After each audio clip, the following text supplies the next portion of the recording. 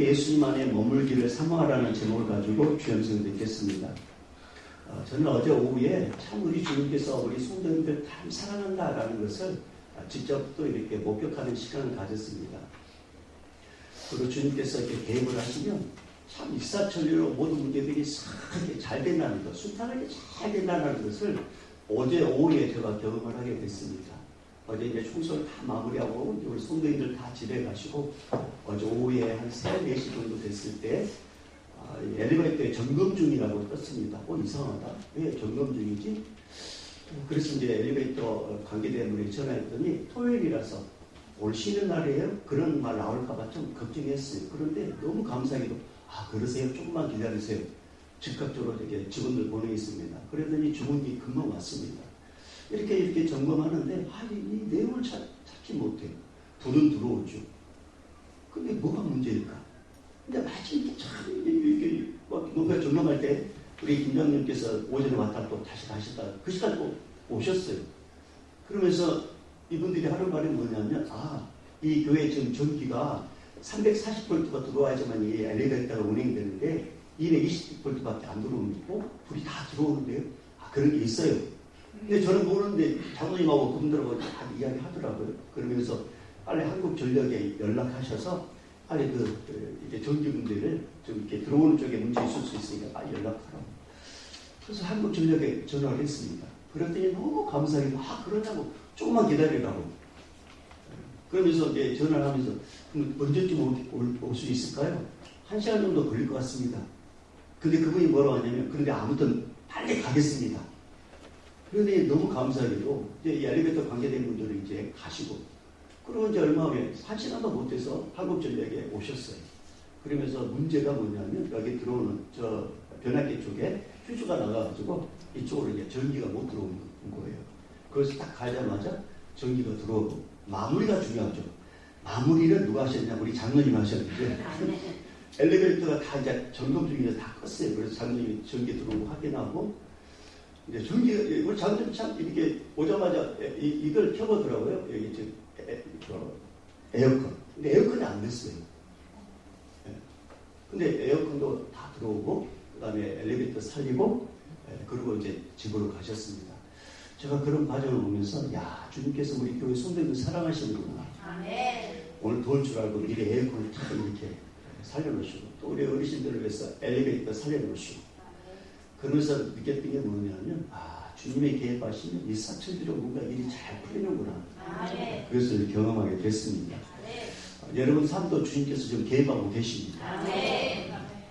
그러니까 걱정하지 마시고 우리는 예수님 안에 머물기만 하면 됩니다. 나머지는 주님이 하십니다. 자, 오늘 본문의 말씀은 아주 짧아요. 그런데 이 한 절 안에 인간의 모든 깊은 문제가 다 담겨져 있습니다.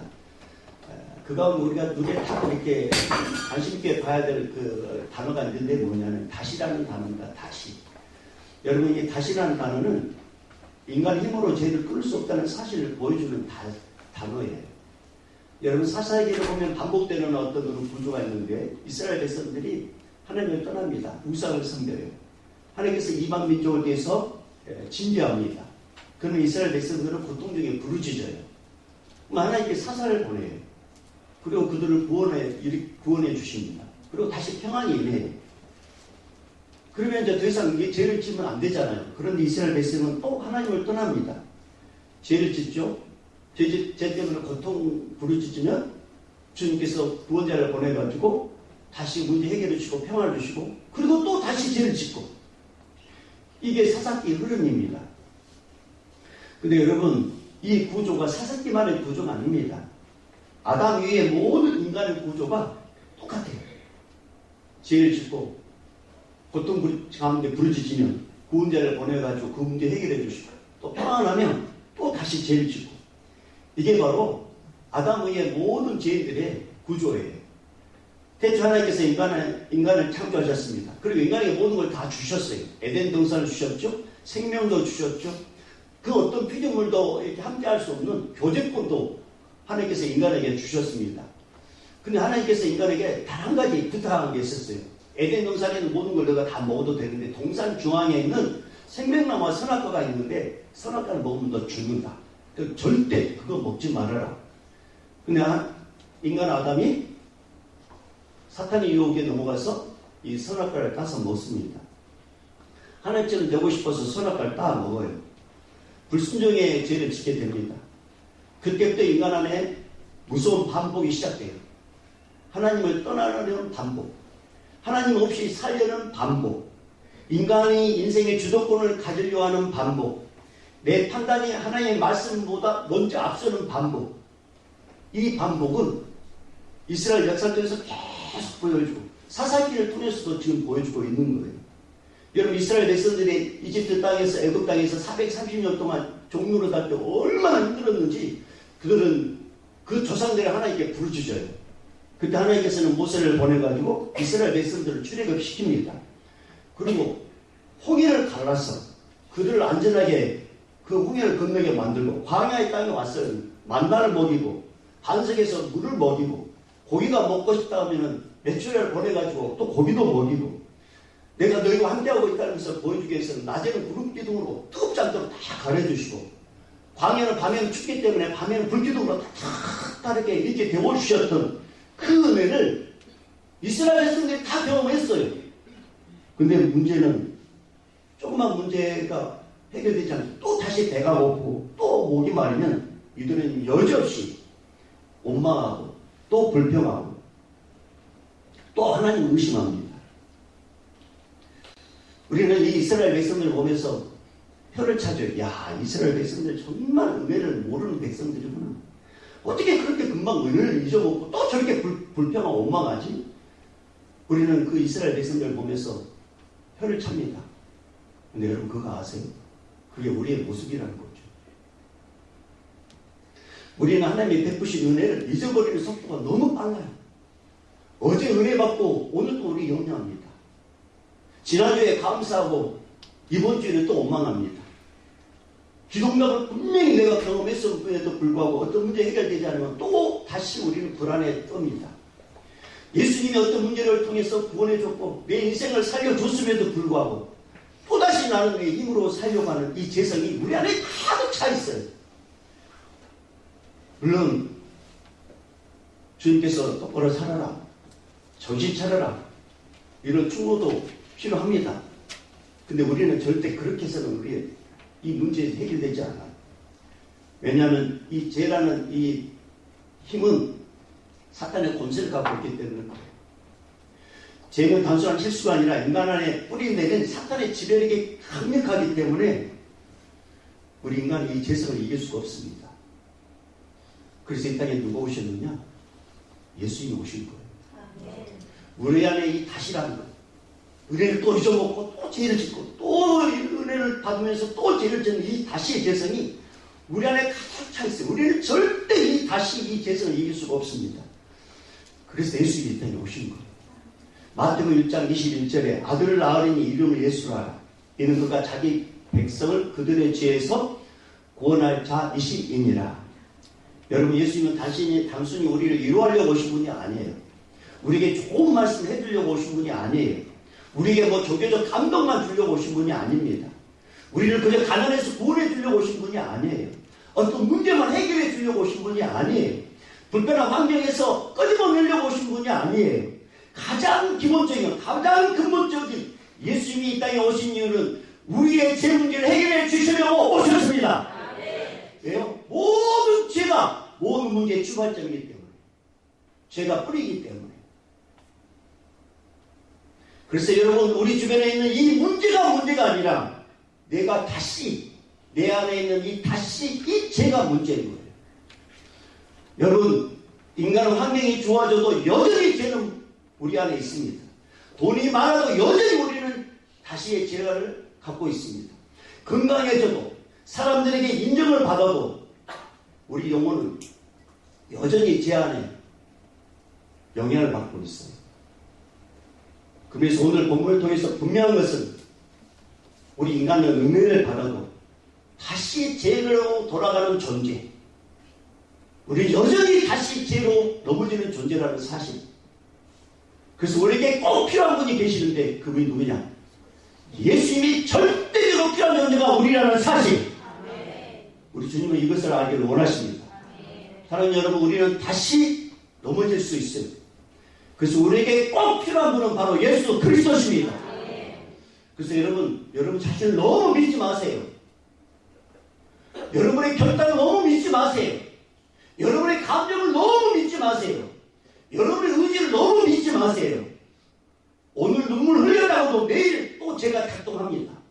오늘 은혜 받았다 할지라도 내일 우리의 개성이 내 안에 있기 때문에 우리는 넘어질 수 있어요. 그래서 우리는 오늘도 내일도 매일매일 주님, 나는 주의 은혜가 필요합니다. 이렇게 고백하셔야 됩니다. 왜냐하면 우리는 반복적으로 무너지기 때문에. 예수님께서 우리를 붙잡아 주지 않으면 우리는 반복적으로 무너져요. 그래서 우리가 예수님을 찾고 예수님 도와달라고 했을 때 주님은 우리를 뿌리치지 아니하시고 또 여전히 넘어질 줄 알면서도 또 이렇게 세워주신 분이 오직 구원자 예수 그리스도밖에 없습니다. 여러분 1절 다시 한번 읽어볼까요? 자, 1절 다시 한번 읽어봅니다. 1절 시작. 이스라엘 자손이 다시 여호와의 목전에 악을 행하였으므로 여호와께서 그들을 40년 동안 블레셋 사람의 손에 넘겨주시니라. 자, 아멘. 이스라엘이 어디에서 악을 행했다고 말씀합니까? 여호와의 목전에서. 지금 이스라엘 백성들이 하나님 안 보시는 곳에서 죄를 지은 것이 아니라 하나님 몰래 어떤 죄를 행하는 것이 아니라 하나님 앞에서 죄를 행했다고 말씀하고 있습니다. 여러분, 이걸 통해서 우리의 죄의 본질을 알아야 돼요. 죄란 단순히 나쁜 행동만을 말하지 않습니다. 죄란 하나님 앞에서 하나님 없는 것처럼 행동하는 게 죄예요. 하나님의 보심에도 불구하고 하나님을 의식하지 않고 짓는 게 죄예요. 하나님이 말씀하셨음에도 불구하고 내 생각을 더 믿고 하나님이 왕이심에도 불구하고 내가 내 인생의 왕이 되려고 하는 것, 이게 타락한 인생의 개선입니다. 이처럼 인간은 하나님을 의식하지 않으면 반대로 누구를 더 의식하게 되냐? 보이는 사람에 대해서는 엄청 의식합니다. 피조물이 된 사람 앞에서는 엄청 조심해요. 사람의 보면 말도 조심하고 행동도 조심하고 표정 관리도 조심합니다. 하지만 영으로 계신 하나님 앞에서는 다 보고 계시는데 내 마음도 보시고 내 동리도 보시고 내 숨은 욕망도 보시고 내 안에 감춰진 불순종도 보고 계시는데 우리는 하나님의 시선은 의식하지 않고 사람의 시선은 너무 의식해요. 사람이 알까봐 두려워하고 하나님이 이미 알고 계심에도 불구하고 하나님은 두려워하지 않고 눈에 보이지 않는다고 해서 하나님은 두려워하지 않고 혹시나 사람들이 알아볼까봐 거기에 대해서는 우리 어마어마한 두려움을 떠는 존재가 우리 인간입니다. 이게 바로 죄예요.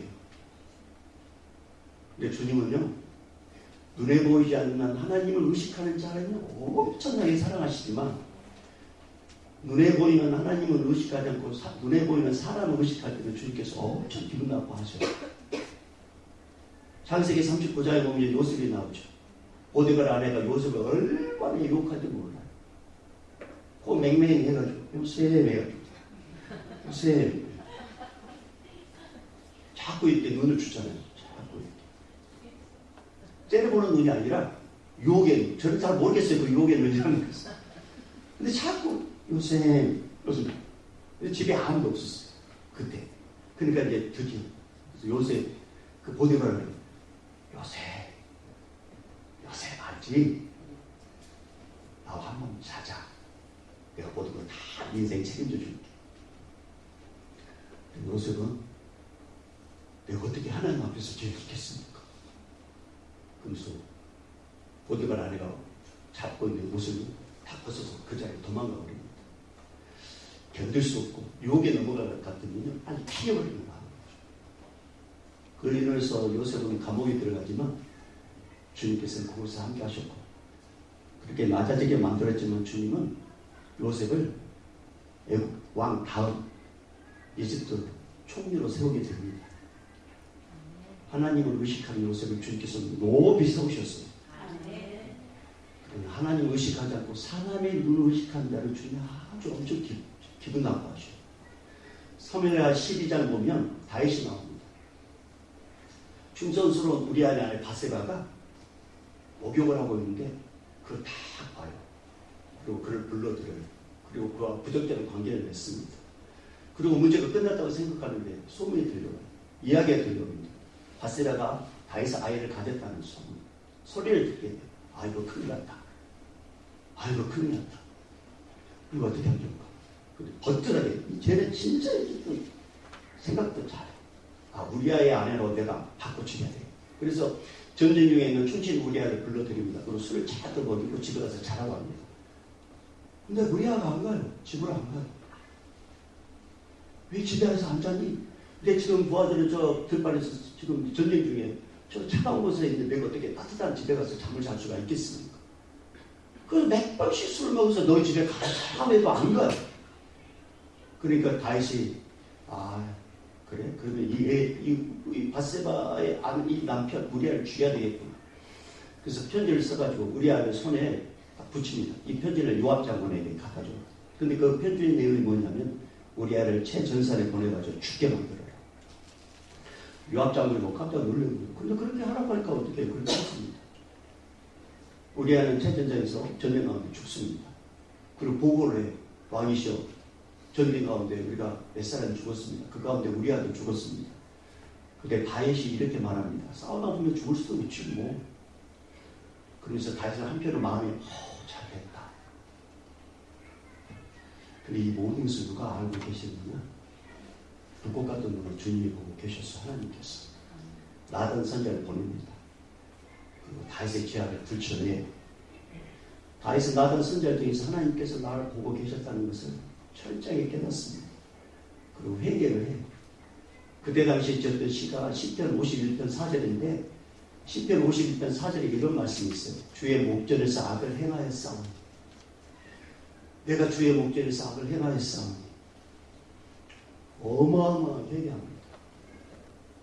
근데 이게 대적자들에게는 항상 이게 꼬투리가 되게 되고 다윗을 정죄하는 일. 다시 회개하고 다시금 주께로 돌아왔을 때까지 어마어마하게 고통이 흘렀습니다. 눈물을 흘리고 철저히 회개합니다. 여러분 그래서 죄의 문제를 해결하려면 사람 앞에서 체면만 회복하면 안 됩니다. 환경만 바꿔도 안 되고 습관을 고쳐서도 안 되고 우리가 하나님 앞에서 해결해야 되는데 우리 스스로는 그 문제 해결할 수 없어요. 이 죄 문제를. 그래서 우리가 누구 앞으로 가야 되냐면 십자가 앞으로 예수 앞으로 가야 됩니다. 이사야 53장 6절에 우리는 다 양 같아서 그릇행하여 잘못행하여 각기 제 길로 갔거늘 자기 제 멋대로 놀아났거늘 여호와께서는 하나님께서는 우리 모두의 죄악을 저와 여러분의 모든 죄악을 그에게 담당시키셨다. 그가 누구입니까? 예수님입니다. 우리는 다 양 같아서 눈이 어두워 우리 영적으로 소외이기 때문에 내일이 모레일이 어떻게 일어날지도 모르면서도 마음껏 죄를 짓습니다. 각기 제 길로 갔거늘 그릇 행하여 잘못 행하여 각기 제 멋대로 놀아났거늘 우리가 이 죄를 짓고 사는 거예요. 근데 예수님께 이 모든 죄를 담당시켰습니다. 그래서 여러분 사사기 13장 1절의 여호와의 목전은 우리에게 필요한 분이 누구인가를 보여주신 말씀이에요. 우리도 여호와의 목전에서 죄를 어마어마하게 죄를 지었습니다. 근데 2000년 전에 예수님께서 이 어마어마하게 진 우리 모든 죄값을 이미 다 이루었다고 해결해 주셨습니다. 죽으시고 부활하시고 승천하시므로 누구든지 예수 믿으며 예수님의 의가 전가받아서 죄 없다고 인정해 주십니다. 그래서 우리는 어떤 죄를 지은다 할지라도 다시 우리 안에 재생이 있다 할지라도 우리는 십자가 예수님 앞에 가면 됩니다. 그래서 여러분 우리가 필요한 분이 누구라고요? 예수 그리스도십니다. 그래서 어떤 죄를 지었다 할지라도 숨지 마세요. 감추지 마시고 핑계대지 마세요. 십자가 앞으로 가십시오. 예수님 앞으로 가십시오. 여러분 예수님은 정직하게 죄를 들고 나오는 자를 절대로 버리지 않습니다. 누가복음 15장에 나온 둘째 아들에 대한 말씀 여러분 아시죠? 아버지 집을 떠나 사람한테 살다가 완전히 망해가지고 집으로 돌아왔을 때 아버지가 아들에게 망한 아들을 향하여 아버지가 쌍욕을 하는 거 봤습니까? 아닙니다. 성경에 그런 말씀이 없습니다. 아버지는 이 둘째 아들, 죄를 마음껏 주고 망해서 돌아온 이 둘째 아들을 향하여 아무것도 묻지도 않아요. 따지지도 않아요. 그냥 받아줘요. 오히려 살아온 것에 대해서 감격하면서 잔치를 베풉니다. 그러면서 뭐라고 고백하느냐? 누가복음 15장 24절에 이 내 아들을 죽었다가 다시 살아났으며 내가 잃었다가 다시 얻었노라 하니 그들이 즐거워했다. 죄를 갖고 온 그 아들을 아버지는 내치지 않았습니다. 살았다고. 그러면서 그 아들을 안아주고 품어주고 잔치까지 베풀어준 그 아버지가 누구냐? 바로 예수 그리스도. 아버지 집을 떠나서 호라망대에 살고 망해가지고 죄짓고 돌아온 그 아들은, 둘째 아들은 누구냐? 바로 우리, 나.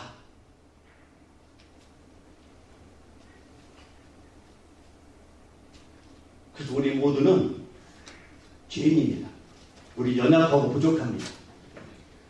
그래서 예수님께 나의 연약함을 가지고 오면은 우리 예수님께서는 절대로 모른 척하지 않습니다.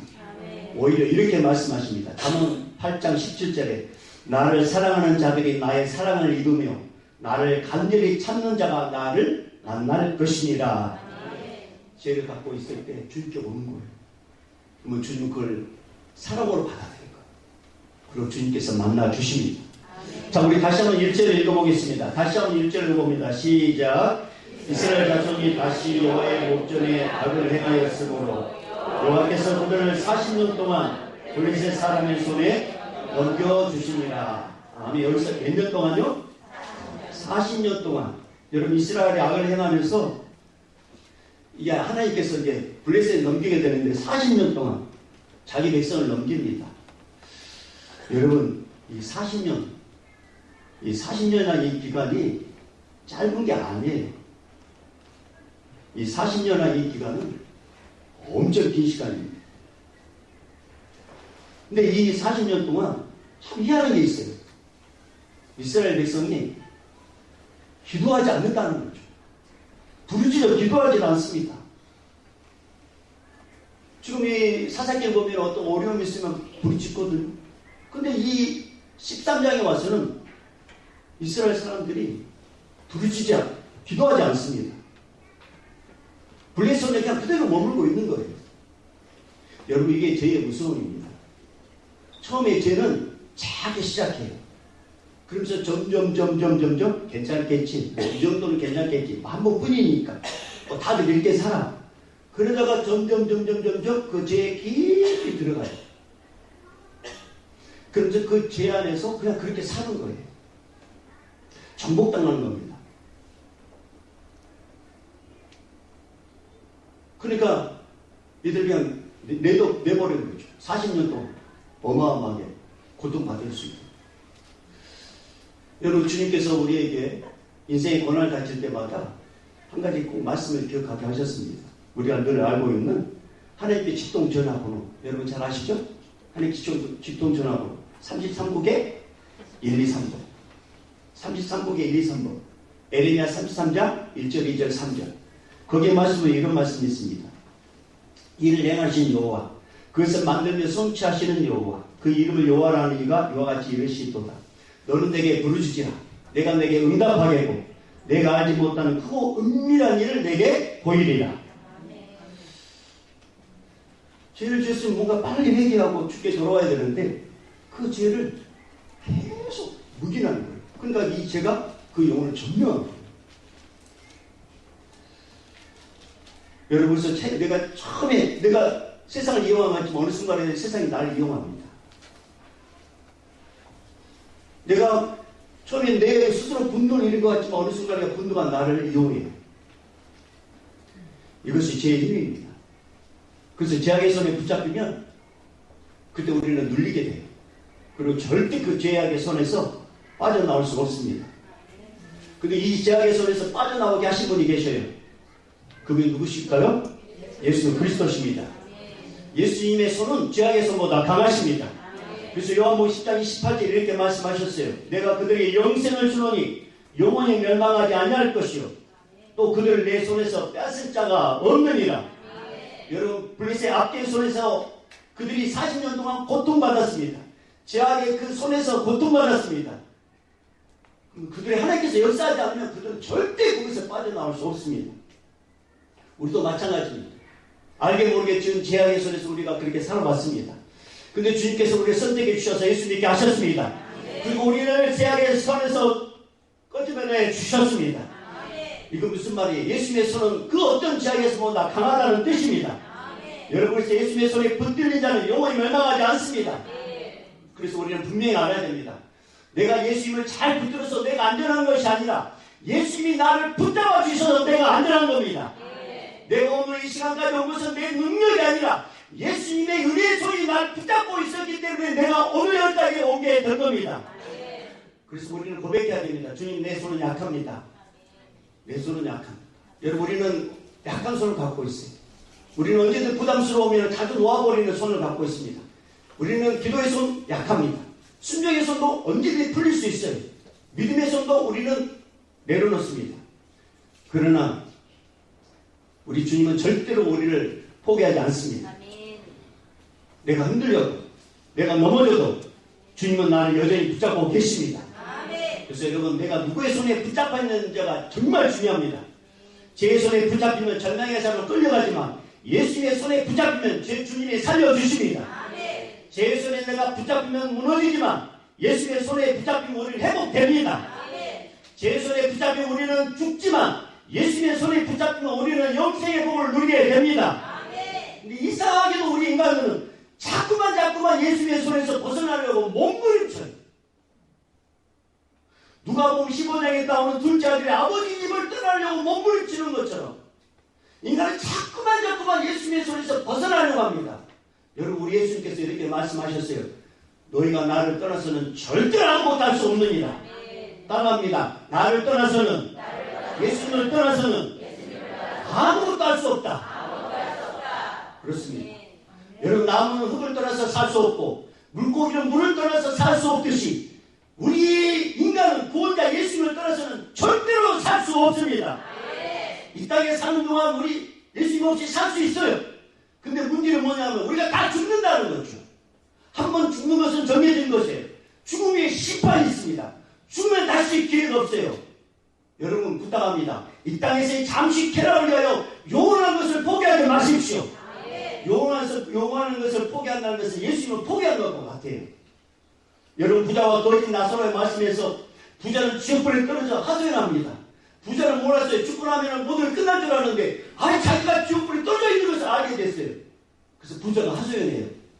내 형제 다섯이 있는데 이런 곳이 있는 줄 모른다. 제발 나사로를 살려가지고 내 형제들이 이곳에 오지 않도록 제발 나사로를 살려가지고 좀 꼭 말씀 좀 전해달라고.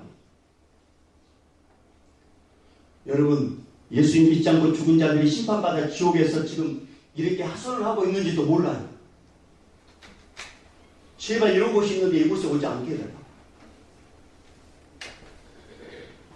여러분, 우리 모두는 냉정하게 오늘 시간에 스스로 질문을 해봐야 됩니다. 나는 지금 누구의 손에 붙잡혀 있는가? 내 안에는 다시라는 재성이 없는가? 나는 지금 누구의 손에 붙잡혀 있는가? 냉정하게 질문해 보셔야 돼요. 저는 이런 답이 나왔으면 좋겠습니다. 나는 예수님의 손에 붙잡혀 있습니다. 그렇습니다. 우리 모두는 예수님의 손에 붙잡혀야 합니다. 우리 모두는 예수님의 손에 붙들려야 합니다. 여러분, 예수님 손에 붙들린 사람은 넘어져도 예수님이 이렇게 세워주십니다. 예수님 손에 붙들린 사람은 실패해도 주님이 이렇게 세워주십니다. 예수님 손에 붙들린 사람은 죄와 싸우다 지쳐도 주님이 다시 힘을 내주도록 역사해 주십니다. 왜냐하면 예수님의 손은 능력의 손이고 예수님의 손은 전능의 손이고 예수님의 손은 사랑의 손이기 때문에 그렇습니다. 비록 내 눈에 보이지 않지만, 비록 내 주님은 보이지 않지만, 여러분, 우리 모두 주님을 의식하십시오. 주님을 의식하는 자는 비록 죄를 지었다 할지라도 다시 주님께 돌아오는 자가 바로 은혜를 받은 자들입니다. 사랑하는 여러분, 성도란 누굽니까? 성도는 자기도 언제든지 똑같은 죄에 넘어질 수 있는 다시 약함이 있음을 아는 자가 성도입니다. 성도는 죄악으로 인해 넘어진 이웃을 정죄하기보다는 그 영혼을 위해 잠잠히 중보 기도해 주는 자가 성도입니다. 성도는 자기 스스로는 절대로 죄악의 손에서 벗어날 수 없음을 알고 예수님 손 안에 붙잡혀 있는 것이 은혜임을 아는 자가 성도입니다. 성도는 한순간의 쾌락을 위해 영원한 생명을 포기하는 자가 아니라 영원한 생명을 위해 한순간의 쾌락을 과감하게 포기할 줄 아는 자가 성도입니다. 사랑하는 여러분, 저는 여러분이 성도가 되기를 바랍니다. 의인은 없나 하나도 없습니다. 모든 인간은 다 죄인입니다. 우리 모든 인간은 언제든 똑같은 죄를 지을 수가 있습니다. 우리 모두는 언제든 넘어질 수 있습니다. 그러므로 우리는 매일매일 예수님 안에 머물기를 사모하셔야 됩니다. 그리고 아침에 일어나자마자 이렇게 고백하여 보십시오. 이렇게 어떻게 따라합니다. 예수님, 오늘도 제 주인이 되어 주십시오. 예수님, 오늘도 제 마음을 다스려 주십시오. 제 입술을 지켜 주십시오. 오늘도 제 손이 아니라 주님의 손에 붙들게 해 주십시오.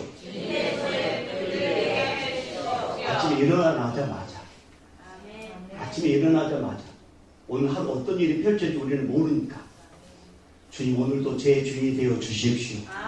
제 마음을 다스려 주십시오. 제 입술을 지켜 주십시오. 제 손이 아니라 예수님의 손에 붙들게 해 주십시오. 저를 다시 붙잡아 주십시오. 이렇게 고백한 자, 우리 주님께서 은혜의 문을 열어주십니다. 그리고 예수님께 나와 자기의 솔직한 연약함을 고백하는 자, 주님께서는 주의 능력의 손으로 다시 이렇게 세워주십니다. 저는 우리 모든 성도인들이 주의 손에 붙잡히기를 저는 축복합니다. 그 예수님이 지금도 살아계십니다. 그 은혜를 경험하는 우리 모두의 인생 되기를 주님 축복합니다. 이제는 우리 주 예수 그리스도의 은혜와 하나님 아버지의 극진하신 사랑하심과 성령님의 감화 감동 교통 충만하심이 이제부터 영원히 있을지어다. 아멘.